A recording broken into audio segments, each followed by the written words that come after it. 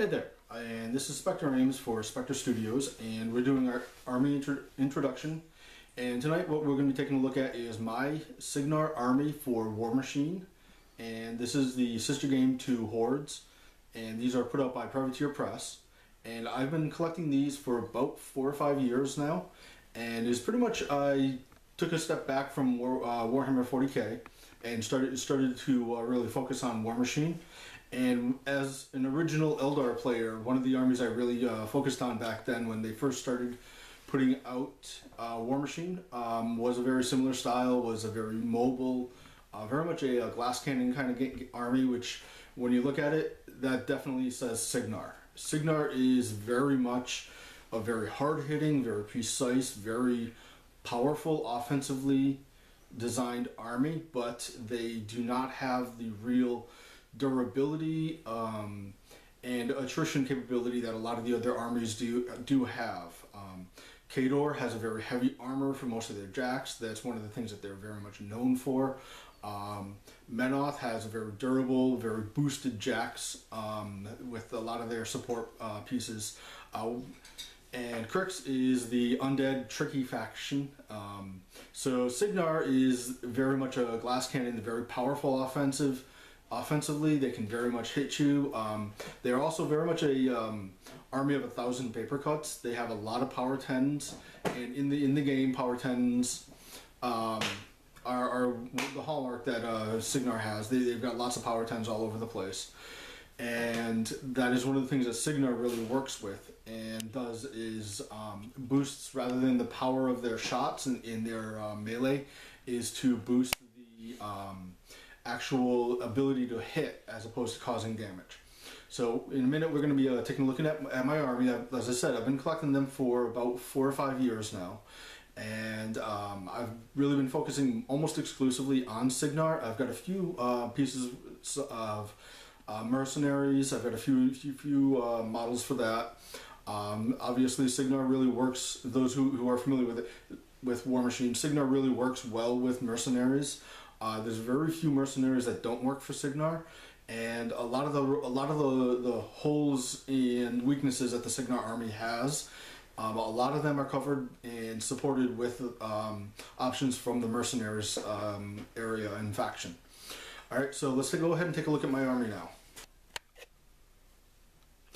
Okay, so starting off at the core of any army for either War Machine or Hordes will be the caster, and the warcasters in War Machine are the army's generals, and the warlocks in Hordes are their counterparts. So up front here I've got pretty much the full range of the Cygnar warcasters.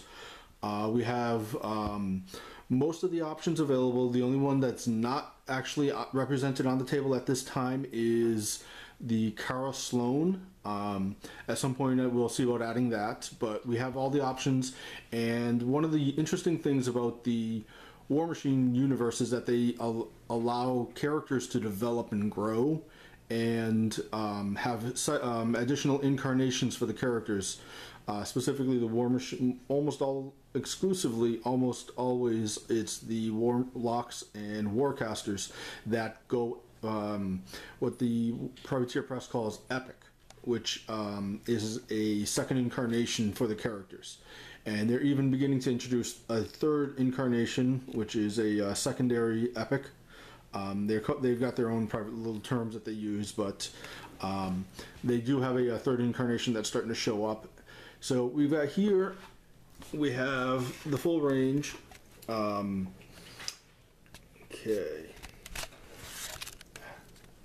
So starting off, Siege, one of the best casters in the game. Also, he is very much an armor breaking and siege breaking type of caster. He's very hard hitting, very precise in where he can direct a good level of power. Next to him, we have the original alternate version for Victoria Haley, the original version incarnation. She is fluff-wise one of the more powerful casters overall. The original version is a good solid caster. However, the epic version of Haley is the one behind her in the white cloak there. Is definitely known as being one of the most powerful casters and best casters in the entire game. Very, very tricky to use, but very powerful once you get used to her. Behind them, we have the two versions of Alistair Kane, the Gun Mage Warcaster. And so he is one of the casters I don't have as much experience with, but he is definitely a very fast, very quick type of caster. Moving over, we have one of my favorites, Sebastian Nemo, the man behind all the lightning, which is one of the big themes in Cygnar. The lightning themes, storm themes, all come from the stuff that he has developed, and he is the first one, the first warcaster that Cygnar has developed the third incarnation. And so we've got all three of them here. We've got the original in the front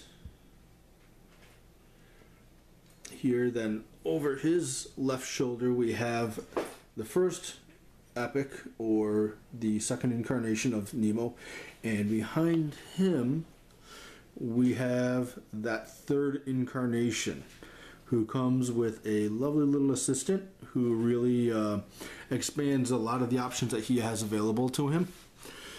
Now, much to the chagrin of Khador, being the warlords, the horse lords of yore, the first cavalry warcaster actually went to Cygnar, and that was Jeremiah Cray, who is very much a scout type of caster. He very much exemplifies the whole theme of mobility, allowing the warjacks to move at a fairly significant pace, giving them cavalry rules.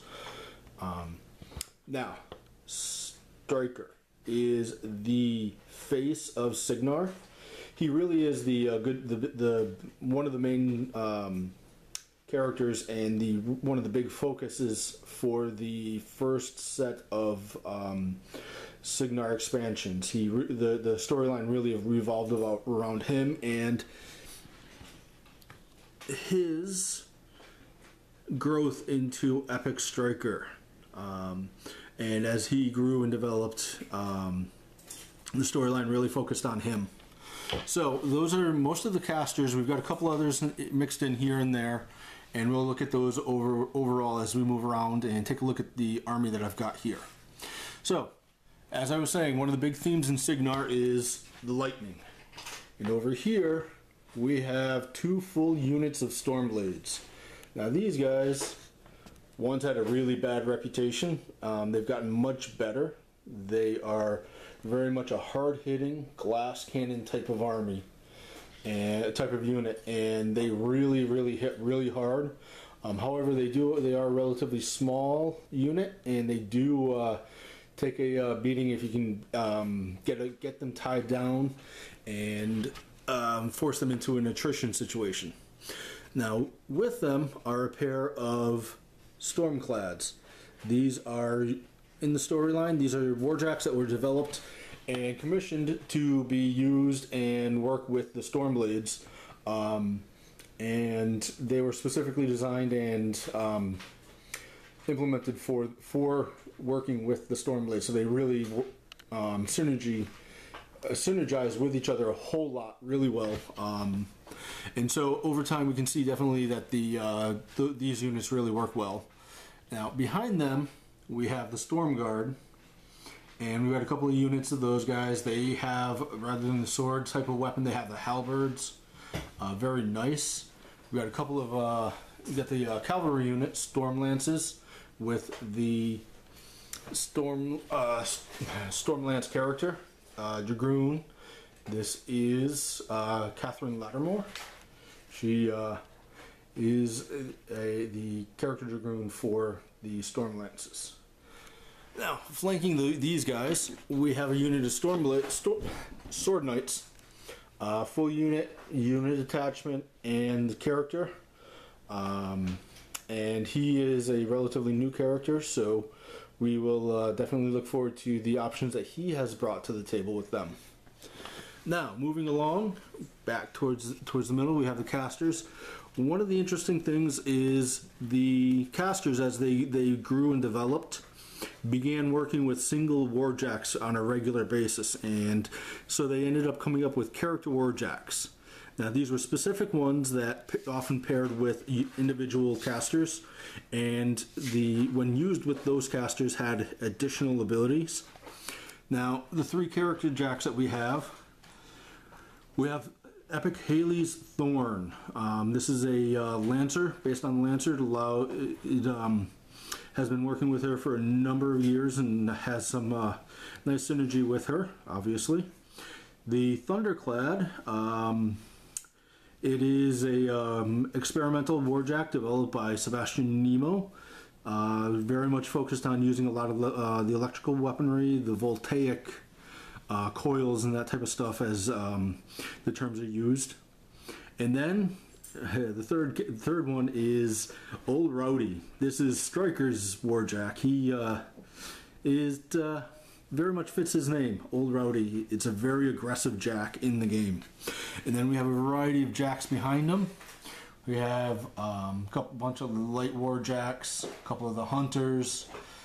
Then we start getting into the heavy warjacks there. We've got the Ironclad chassis, and then we've got one of the Centurion chassis. And those are the smaller, lighter jacks as well, support type of jacks. Now, in the back, we have our trenchers. These have become much more relegated towards the rear. The new edition is not as friendly towards them as it once was. Additionally, we have long gunners. The game is very much shifted more towards a melee-centric type of focus with the newest edition, with the remix that came out second edition a couple years ago. So these guys have not seen as much playtime as they once did. Some more of the voltaic elements of the theme, the storm theme.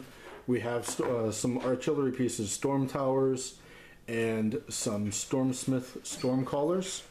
These guys can very much support each other and work really well with the electrical elements.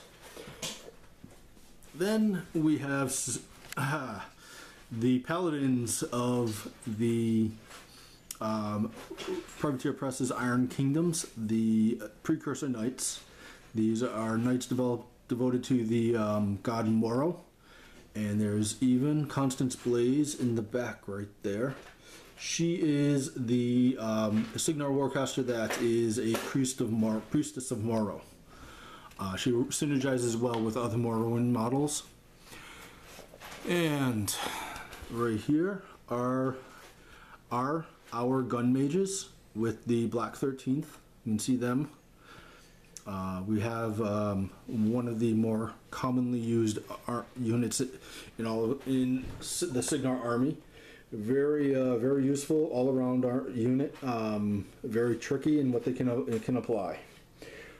We have some support solos. We've got a couple versions of the Junior Warcaster there. We got the original and the alternate version. We have the Mechanic. And I am totally blanking on his name right now. And I'm completely blanking on it, but he is very useful mechanic, very good abilities in fixing up jacks, repairing them, keeping them as functional on the battlefield.